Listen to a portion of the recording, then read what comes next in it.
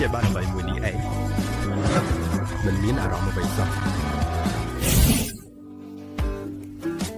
សួស្តីលោកខា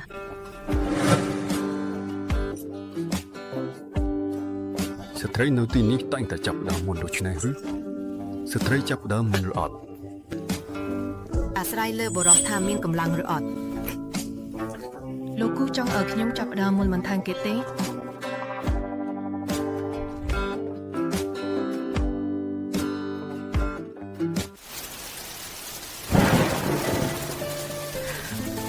ខ្ញុំឈ្មោះសាជីជីង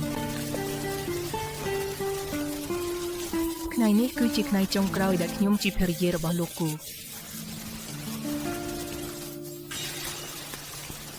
ខ្ញុំចង់បំបែកក្តីប្រពន្ធ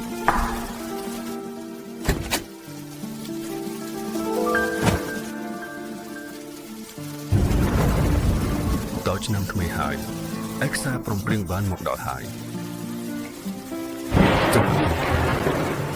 តែយប់នេះស្នេហាតូចរបស់ខ្ញុំមិនមកពិភាក្សាជាមួយអ្នកទេដើមការបើមិនមែនអ្នកដាក់ថ្នាំខ្ញុំទេខ្ញុំមិននឹងរៀបការជាមួយអ្នកឡើយ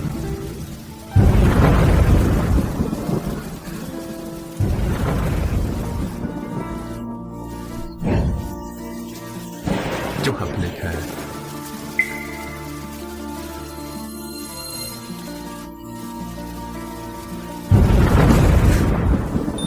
លោកខាគុំស្រីទី2គ្រូសាសាមកដល់ប្រលៀងយន្តហោះហើយ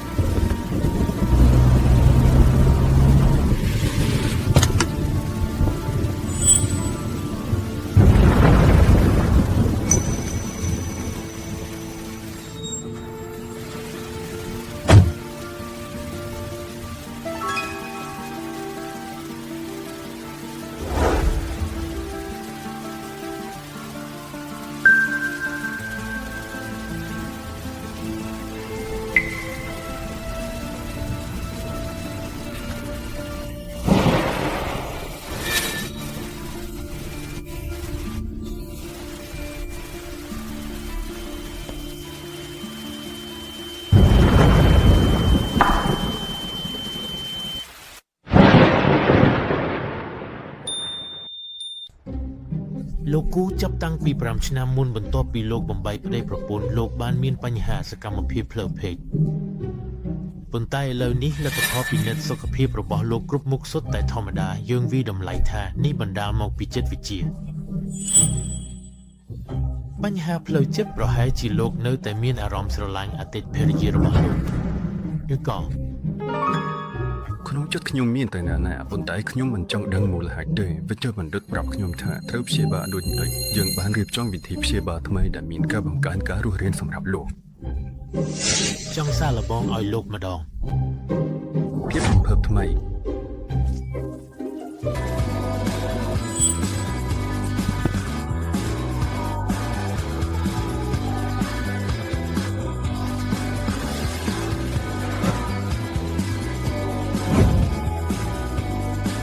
ព្យាបាលអ្វីដ៏ស្អប់ស្អំនេះមិនមានអារម្មណ៍អ្វីឡើយ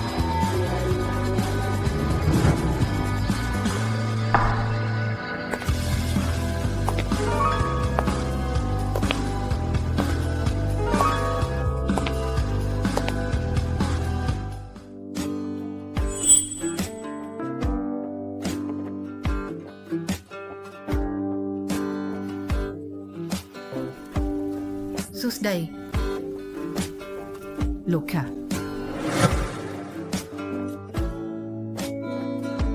ស្ត្រីនៅទីនេះសុទ្ធតែចាប់ផ្ដើមមុនដូច្នេះឬការចាប់ផ្ដើមមុនរបស់ស្ត្រីវាអាស្រ័យលើថាពូបរោះខ្លាំងឬអត់លោកគូចង់ឲ្យខ្ញុំចាប់ផ្ដើមមុនបន្ថែមទៀតទេ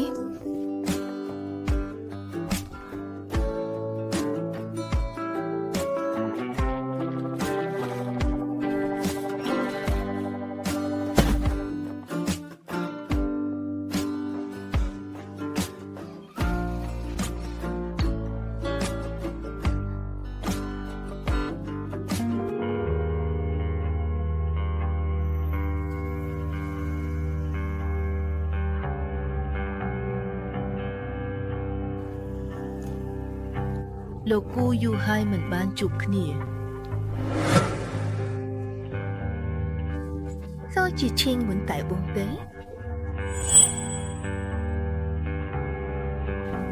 ពេលអត់មានតំណែងជាប្រពន្ធលោកគូអត់មានចំណូលខ្ញុំក៏ត្រូវរកការងារធ្វើដែរសារជាឈិងខ្ញុំឲ្យបងលុយច្រើនប៉ុណ្ណឹងត្រូវការឲ្យបងយកខ្លួនទៅបំពេញការងារទៀត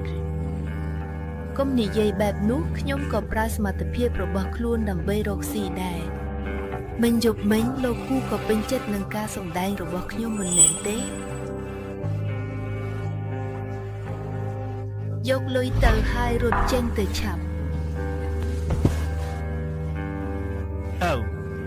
លោកគូក៏សប្បុរសជាងគេដែរទៅមុនសិន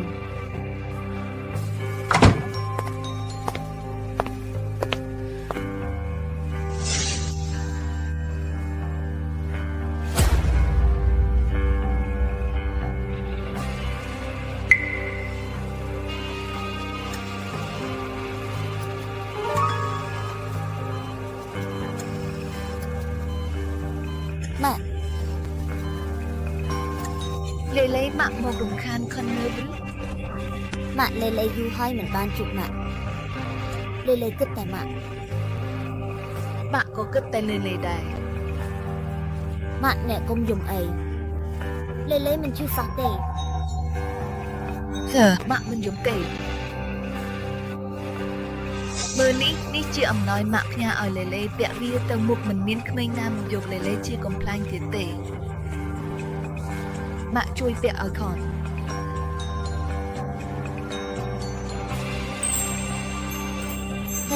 ហេអរគុណម៉ាក់លេមានសក់ហើយ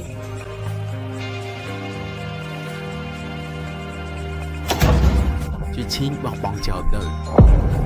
មហារីកក៏ផ្ទះរបស់អ្នកធ្ងន់ឡើងហើយ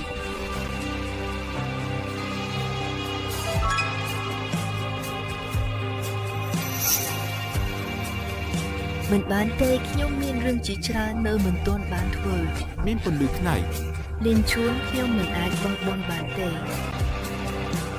ការប្រោសឈាមធំគឺជាសង្ឃឹមចុងក្រោយរបស់លេខ្ញុំត្រូវតែមានកូនជាមួយលោកគូជីនស៊ីលោកគូអ្នកអាចស្ដារឡើងវិញជាមួយអតិថិយារបស់អ្នកបាននេះបង្ហាញថាអ្នកមិនមែនមានបញ្ហាពិតប្រាកដទេគ្រាន់តែនិយាយទៅប្រហែលនៅក្នុងអវចនាធិប្បាយរបស់អ្នកមានតែចង់ទទួលយកស្ត្រីនោះមែនទេមិនអាចជាដូច្នោះបានទេ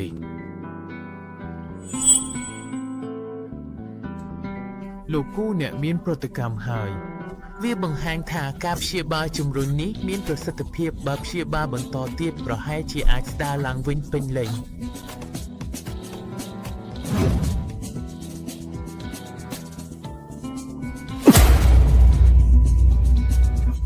Shining ត្រូវតែជាអ្នកមែនទេមិនអាចជាដូច្នោះបានទេ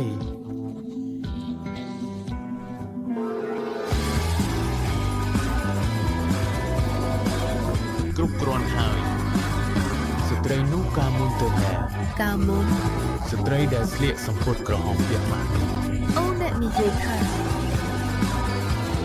អ្នកកណ្ដាលម៉ោងទៀតប្រកាសថាអ្នកនោះមកបន្ទប់ខ្ញុំអ្វីទៅនេះ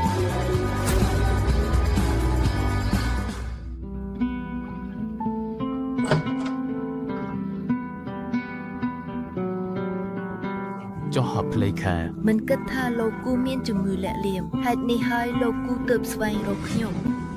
ចុងក្រោយអ្នកចុះរត់ចុះមានលុយរកបានហេតុអ្វីមិនចុះថែមទាំងជាលុយច្រើនប៉ុណ្ណឹងទៀត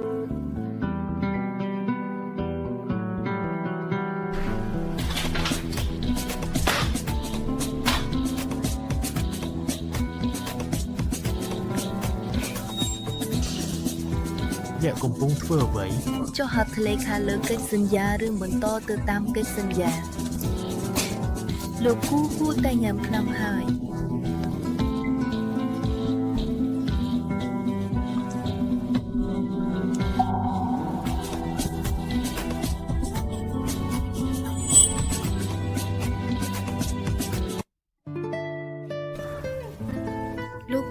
បានស្នើសុំខ្ញុំមិនតិចជាមួយដងទេដូច្នេះហើយត្រូវបន្ថែមលុយលោកគូអ្នកមិនមែនចង់បោះបង់បំណុលទេដូច្នេះ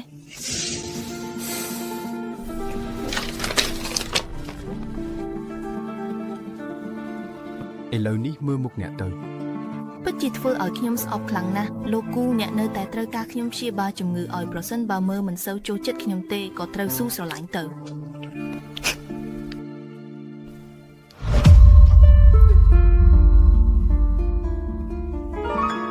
មិនទៅឆាប់ទេ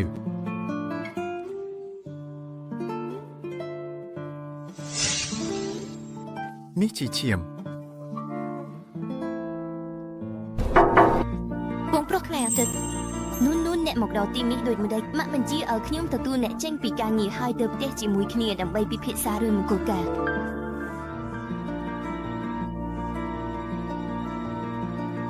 រឿងមង្គលការរបស់នួនយើងកុំប្រញាប់ទេសិនចាំមុន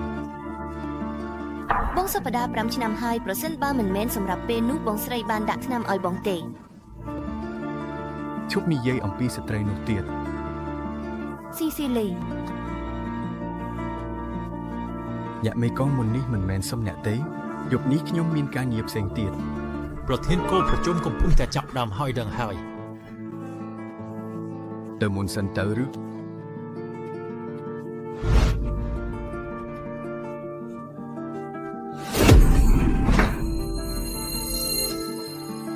យប់នេះមកដល់ ទៅកន្លែងចាស់គូប្រាប់ថាប្រធានគោលនោះបាននិយាយថាអ្នកស្រីសៀថ្ងៃនេះសុំឈប់ដើម្បីទៅមន្ទីរពេទ្យ នាងឈឺទៅស៊ើបអង្កេតមើលថានាងស្ថិតនៅមន្ទីរពេទ្យណា នៅតែមិនមានមិនបានទេនៅសល់2ថ្ងៃទៀតខ្ញុំត្រូវតែធានាឲ្យបានថាខ្ញុំអាចមានកូន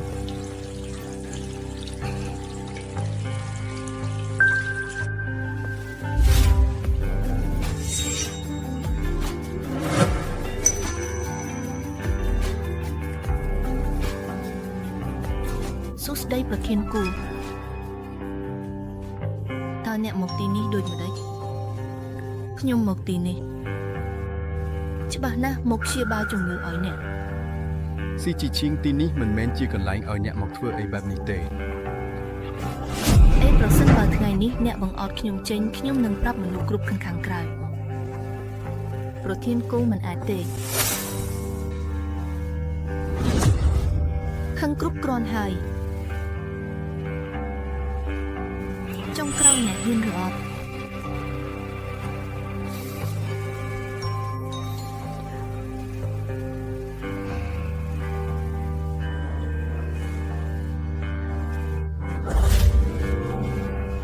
ឆ្លងកាត់ចុងក្រោយវិញទេ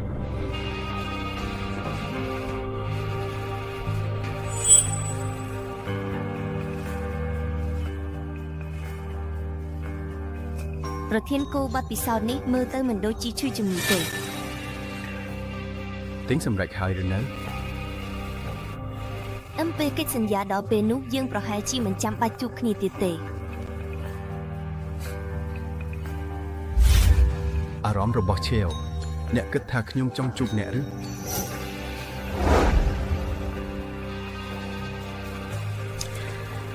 បងប្រុសចេញ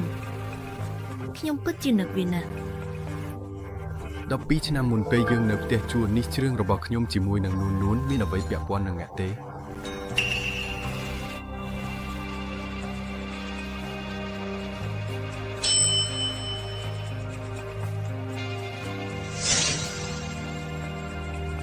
មុននឹងដល់រដូវក្តៅគាត់មកនៅទីនេះបានដូចម្ដេចព្រមែន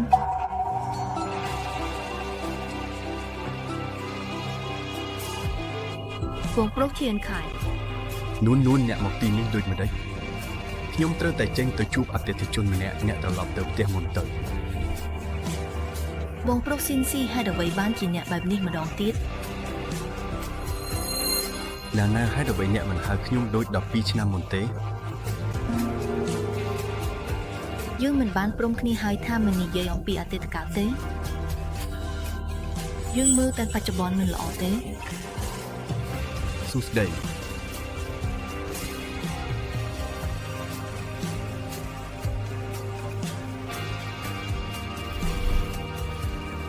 ស្នេហារដូវក្តៅ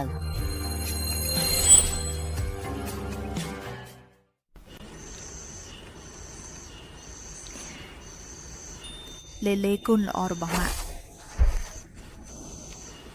ម៉ាក់នឹងធ្វើឲ្យកូនរស់រានមានជីវិតបន្តទៅឲ្យបាន សាជីឈីងអ្នកបានបែកបាក់ជាមួយវងជីស៊ីហើយតែហេតុអ្វីអ្នកនៅតែដើរតាមគាត់អ្នកច្រឡំមនុស្សហើយសូមរងចាំបន្តិចអេហើយសូមឲ្យឈប់សិន ម៉ាក់អ្នកហ្វ្រេនោះជានោះណាខ្ញុំខ្លាចណាស់លេកុំខ្លាចម៉ាក់នឹងនាំកូនត្រឡប់ទៅសម្រាប់ឥឡូវនេះសូមរងចាំភាពបន្តអ្នកឈប់សិនអ្នកហ្វ្រេហេតុអ្វីបានចាក់ម៉ាក់ខ្ញុំ ស៊ីជីកូននេះជារបស់នោះណា ហេតុអ្វីគាត់មានមុខស្រដៀងគ្នាជាមួយគូឈីងឈីងយ៉ាងនេះនេះមិនមែនជាកូនរបស់គូឈីងស៊ីនទេមិនមែនទេកូននេះមិនមានទំនាក់ទំនងអ្វីជាមួយគូឈីងស៊ីនទេខ្ញុំប្រមានអ្នកហើយប្រសិនបើអ្នកមករំខានយើងម្ដងទៀតខ្ញុំនឹងហៅប៉ូលីសហើយប៉ូលីស ល្អណាស់អ្នកសិនមកមើលថាប្រសិនបើគូជីងស៊ីដឹងថាអ្នកមានកូនបែបនេះនាងនឹងអនុញ្ញាតឲ្យកូននេះរស់នៅលើលោកនេះទេ កុំហៅកូនខ្ញុំថាកូនអាក្រក់ឬអ្វីទេនេះកូនខ្ញុំនរណាម្នាក់មិនពាក់ព័ន្ធអ្វីជាមួយគូជីងស៊ីទេសាជីឈីង អ្នកគិតថាខ្ញុំស្គាល់ឬអីល្អណាស់អ្នកមិនទទួលស្គាល់ទេខ្ញុំនឹងនាំគាត់ទៅធ្វើតេស្តអែន សូមដោះខ្ញុំចេញ អ្នកហ៊ានខំខ្ញុំឬអ្នកដោះដៃចេញឲ្យខ្ញុំ រករើ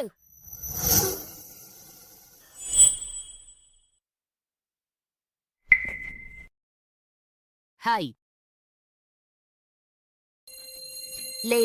លេបង្ហូរឈាមហើយ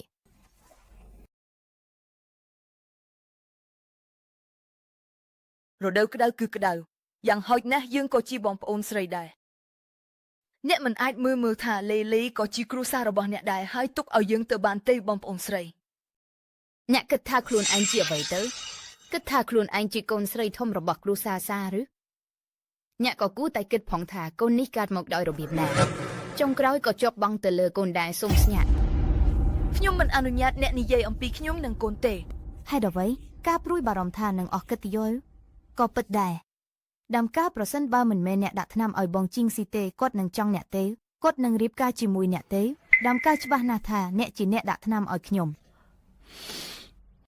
សំបីតែជាខ្ញុំដាក់ថ្នាំក៏ដោយតែគាត់នឹងជឿអ្នកទេ អ្នកជាស្ត្រីមនុស្សដែលកើតកូនចេញក៏មានតែជាកូនដែលប៉ះពាល់ទៅលើទ្រព្យសម្បត្តិ អ្នកគិតថាប្រសិនបើខ្ញុំប្រាប់រឿងកូននេះឲ្យជីងស៊ីគាត់នឹងអនុញ្ញាតឲ្យកូននេះឬទេ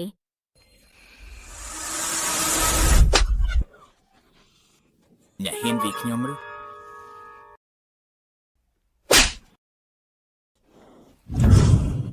នេះគ្រាន់តែជាការព្រមានឲ្យអ្នកកុំមើងងាយលើការសម្រេចចិត្តរឹងមាំរបស់ម្ដាយម្នាក់ក្នុងការការពារកូនប្រសិនបើលេរងរបួសតិចតួចដោយសារអ្នកខ្ញុំប្រាជ្ញាឲ្យអ្នកបាត់បង់សាច់ឆ្អិនទាំងអស់ឲ្យអ្នកស្លាប់គ្មានសល់ អ្នកឈួតហើយ ស៊ីជីឈីងអ្នកជាមនុស្សឈួតមែន ចងចាំអ្វីដែលខ្ញុំបាននិយាយបើមិនដូច្នេះទេខ្ញុំនឹងក្លាយជាមនុស្សរមងឆែឆៃគិងតាអ្នកកំពុងធ្វើអ្វី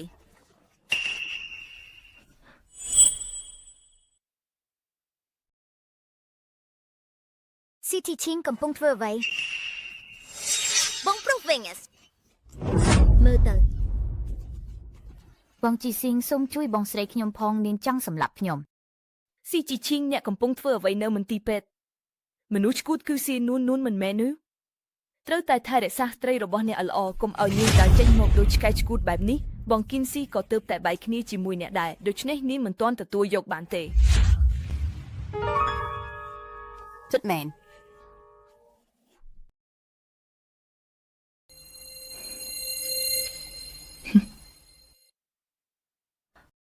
មេមេ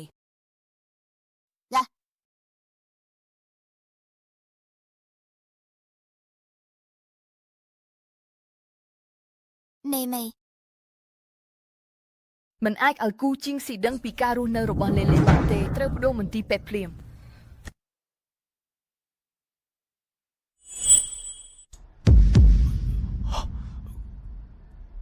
លោកកតាអ្នកជឿចាប់នៅកន្លែងណាទេ និយាយអ្វីទៅ ខ្ញុំឃើញមានសរសេរនៅលើតុការិយាល័យរបស់លោកដូច្នេះខ្ញុំគិតថា អ្នកដែលបានចូលការិយាល័យរបស់លោកក្រៅពីវិជ្ជបណ្ឌិតចៅនិងកញ្ញាស៊ីមានតែខ្ញុំប៉ុណ្ណោះឬមែនជាកញ្ញាស៊ីតើនរណាថែរក្សាជីវិតស្ត្រីនោះទេធម្មតាលោកមិនតែងតែស្រឡាញ់នួនវិញជាងគេទេលោកនិយាយអំពីនាយករោងចក្រមិនដូច្នេះទេលោកគិតថាខ្ញុំនិយាយអំពីនរណា ទើបពិនិត្យមើលថាឆែជាជាងនៅមន្ទីរពេទ្យណា បាត់ចាស់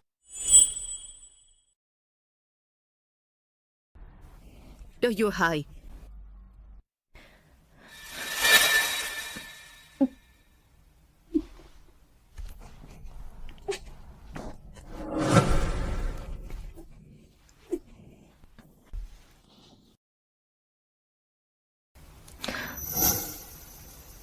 Nhưng miên tây bộ hài. Lê lê miên sẵn khâm trui bàn hài. លោកក៏បានរកឃើញកញ្ញាឆែហើយនាងបានមហារិកក្រពះ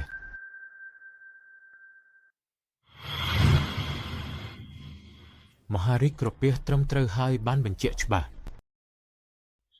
ហេតុអ្វីបន្ទាប់ពីលែងលេះជាមួយលោកអ្នកនាងត្រូវបានបណ្ដេញចេញពីគ្រួសារសៀពិតជាពិបាកណាស់ វាជារឿងដែលគាត់ជ្រើសរើសឯងឥឡូវនេះវិជ្ជាបណ្ឌិតដែលព្យាបាលគាត់ជាអ្នកណាមានបទពិសោធន៍ប៉ុណ្ណាការវះកាត់មានឱកាសជោគជ័យប៉ុន្មានភាគរយអ្នកស៊ីបានចេញពីមន្ទីរពេទ្យរួចហើយឈឺជំងឺមិនព្យាបាលឲ្យបានល្អគិតតែចង់ស្លាប់ឯងទៅស៊ើបមើលបន្តិចថាឥឡូវគាត់ស្ថិតនៅទីណា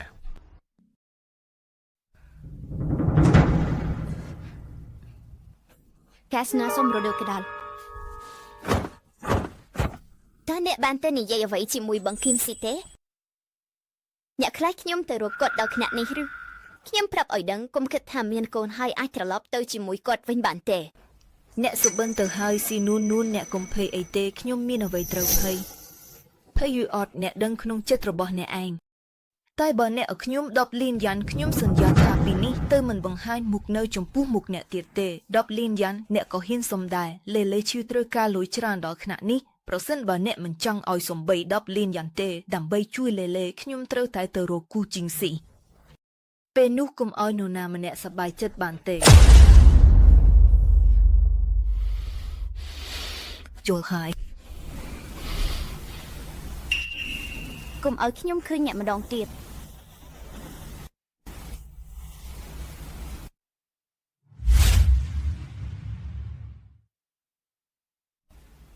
ច្បាស់លាស់ហើយ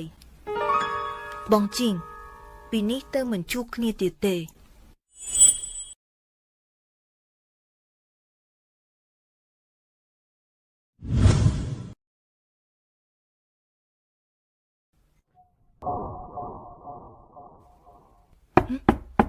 អងលីងឃ្វៀនមកដល់ហើយគូជីងស៊ីហេតុអ្វីជាអ្នកមិនដូច្នេះទេអ្នកគិតថាជានរណា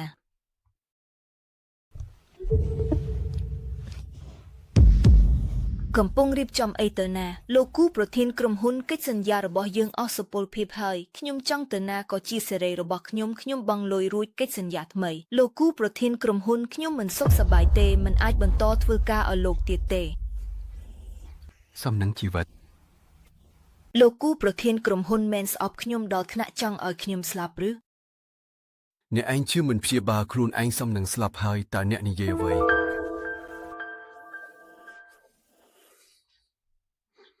ហេតុអ្វីមិនប្រាប់ខ្ញុំ ជំនឿរបស់ខ្ញុំគឺរឿងផ្ទាល់ខ្លួនខ្ញុំមិនពាក់ព័ន្ធអ្វីជាមួយនាយកដ្ឋានទេមិនពាក់ព័ន្ធទេ ស៊ីជឿខ្ញុំប្រាប់អ្នកថាជីវិតអ្នកខ្ញុំទិញរួចហើយខ្ញុំគូជីងស៊ីមិនអនុញ្ញាតឲ្យអ្នកស្លាប់ទេអ្នកមិនត្រូវស្លាប់ឡើយ ទៅហើយមិនអាចឲ្យគូជីងស៊ីដឹងពីការរស់នៅរបស់លេបានទេ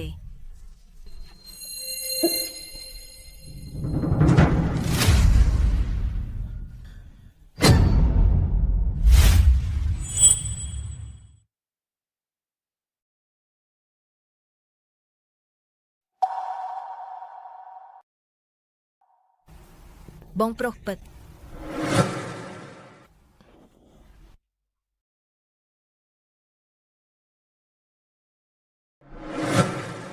អ្នកឯងគិតថាខ្លួនឯងឈួតហើយឬថតរូបឈរត្រង់សំបីតែដៃក៏មិនយកទេជីជាងចុងក្រោយនេះអ្នកនៅមានរឿងអ្វីលាក់ខ្ញុំទៀតខ្ញុំសួរអ្នកថាមនុស្សក្នុងរូបនេះជានរណាមុននេះគ្រឿងសង្ហារឹមទាំងអស់ត្រូវបានរៀបចំរួចហើយ គឺ King Chai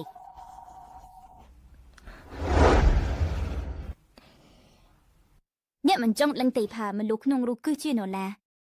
គឺគាត់នោះហើយអនុញ្ញាតឲ្យខ្ញុំណែនាំបន្តិចនេះគឺជាបរិស្នេហ៍របស់ខ្ញុំលីងទ្វៀន សាជីឈីងអ្នកនៅពីក្រោយមានបរិសប៉ុន្មានអ្នកទៀត លោកគូយើងបានលែងលេះគ្នាហើយនេះមិនមែនជារឿងរបស់អ្នកគេទេ គូធីងស៊ីអ្នកនៅតែចង់ខ្សែជាមួយជីឈីងរហូតដល់ពេលណា ខ្ញុំចង់ខ្សែជាមួយនាងនេះ អ្នកបានធ្វើឲ្យជីឈីងទទួលរងទុក្ខគ្រប់គ្រាន់ហើយតើអ្នកភ្លេចហើយឬនៅពេលអ្នកអនាថាភ្នែកអ្នកបានចង់ខ្សែជាមួយនាងយ៉ាងដូច វូវេសូមកុំនិយាយទៀតលោកគូមិត្តរបស់ខ្ញុំមកដល់ហើយសូមអ្នកចេញទៅ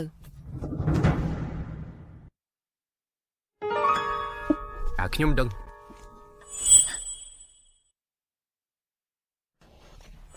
ជូនដំណឹងយ៉ាក់មានផ្ទៃពោះហើយ សូមកុំនិយាយច្រឡំ បញ្ចម្លែកទេថាពេលនេះអ្នកតែងតែចង់ខ្សែខ្ញុំហើយក៏មិនញ៉ាំថ្នាំបង្ការភាពមានផ្ទៃពោះទេចង់ប្រើគូនមកបង្ខំខ្ញុំ លោកគូអ្នកគិតច្រើនពេកហើយ មន្ទីរពេទ្យជាមួយខ្ញុំទៅពិនិត្យជាមួយវិជ្ជបណ្ឌិត បើលោកគូបានដឹងរួចហើយក៏បានហើយខ្ញុំមានផ្ទៃពោះពិតប្រាកដប៉ុន្តែវាអាចជារឿងអ្វីទៀតដែលពាក់ព័ន្ធនឹងលោកគូកូននេះខ្ញុំមានមុននេះហើយដាក់លាក់ពីអ្នកគ្រាន់តែខ្លាចវានឹងប៉ះពាល់ដល់អាជីវកម្មរបស់ខ្ញុំប៉ុណ្ណោះខ្ញុំមានគូស្នេហ៍រួចហើយគាត់គឺជាឪពុកកូនក្នុងផ្ទៃខ្ញុំ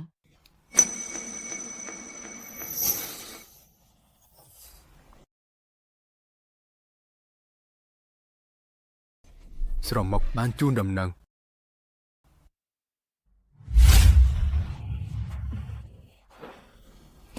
ចុងក្រោយនេះខ្ញុំបានមានផ្ទៃពោះហើយលេលេក៏អាចសង្គ្រោះបានដែរ ជីឈីងអ្នកគូឃីងស៊ីឥឡូវនេះដឹងរួចហើយថាអ្នកមានផ្ទៃពោះប្រសិនបើបន្តបែបនេះទៅមុខមួយថ្ងៃក៏នឹងត្រូវបង្ហាញចេញ មែនហើយដូច្នេះខ្ញុំត្រូវតែចាក់ចេញពីក្រុងជាងឆាប់នេះ ទៅបរទេសទៅក្រុមហ៊ុនមេរបស់ខ្ញុំស្ថិតនៅទីនោះមានធនធានច្រើនហើយសមស្របសម្រាប់គុណភាពរបស់អ្នកផង គំបារម្ភអីជីឈីងមានបងខ្ញុំទៅជាមួយអ្នកផង អរគុណអ្នកទាំងអស់គ្នា បានហើយអ្នកទាំងអស់គ្នាថែទាំលេលេឲ្យល្អខ្ញុំទៅយកអបាយការពិនិត្យផ្ទៃពោះឲ្យអ្នក បងលីនសៀនខ្ញុំសូមអរគុណបងផងដែរ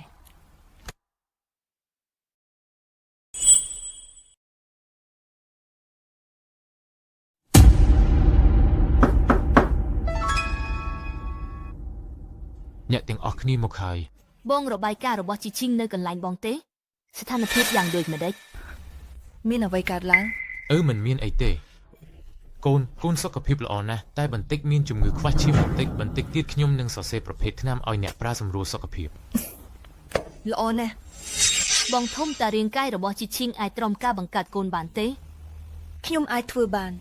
ខ្ញុំប្រកាសជាអាចធ្វើបាន សូមកុំបារម្ភខ្ញុំនឹងគ្រប់គ្រងការរីករាលដាលជំងឺអេដសឲ្យបានល្អសូមកុំបារម្ភ ទៅណែ អ៊ំ